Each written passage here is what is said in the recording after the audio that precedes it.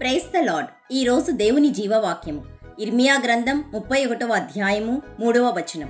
శాశ్వతమైన ప్రేమతో నేను నిన్ను ప్రేమించుచున్నాను గనుక విడువక నీ ఎడల కృప చూపుచున్నాను. Jeremiah chapter 31 verse 3. I have loved you with an everlasting love, therefore I have continued my faithfulness to you. ఈ వాక్యము దేవుడు ఇర్మియాకు ప్రత్యక్షపరిచాడు. ఇశ్రాయేలీయులు దేవునిపై నిరంతరం తిరుగుబాటు చేస్తూ వస్తున్నారు, త్రోవ తప్పిపోతున్నారు, చెరపట్టబడుతున్నారు. అయినప్పటికీ దేవుడు తన శాశ్వతమైన ప్రేమతో నిన్ను ప్రేమిస్తున్నాను అని వాగ్దానం ఇస్తున్నాడు. ప్రియ సహోదరి సహోదరుడా, ప్రస్తుతం నీవు ఎలా జీవిస్తున్నావు? దేవునికి అవిధేయులుగానే జీవిస్తున్నావా? ఇంకనూ పాపంలోనే బ్రతుకుతున్నావా?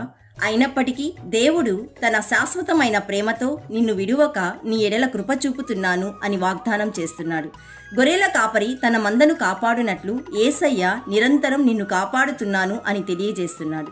ప్రియ సహోదరి సహోదరుడా, నీవు ఎన్నాళ్ళు ఇటు అటు తిరుగులాడుతూ యేసయ్య నీ దోషములను క్షమించి నీ పాపములను ఇక నెన్నడూ జ్ఞాపకం చేసుకొనను అని తన నిశ్చలమైన ప్రేమతో పిలుస్తున్నాడు, కృప చూపుతున్నాడు. Thank you my Lord for showing your everlasting love on us. ఈ వాగ్దానము మీ యొక్క జీవితంలో ఆశీర్వాదకరంగా మార్చబడాలని మేము ప్రార్థన చేస్తున్నాము. నమ్మిన వారందరూ ఒక్కసారి ప్రార్థనలో ఏకీభవించండి. ఈరోజు మాకిచ్చిన వాగ్దానాన్ని బట్టి నిన్ను స్తుతిస్తున్నాము తండ్రి. దేవా, నీ పాదాల దగ్గరకు వస్తున్నాము.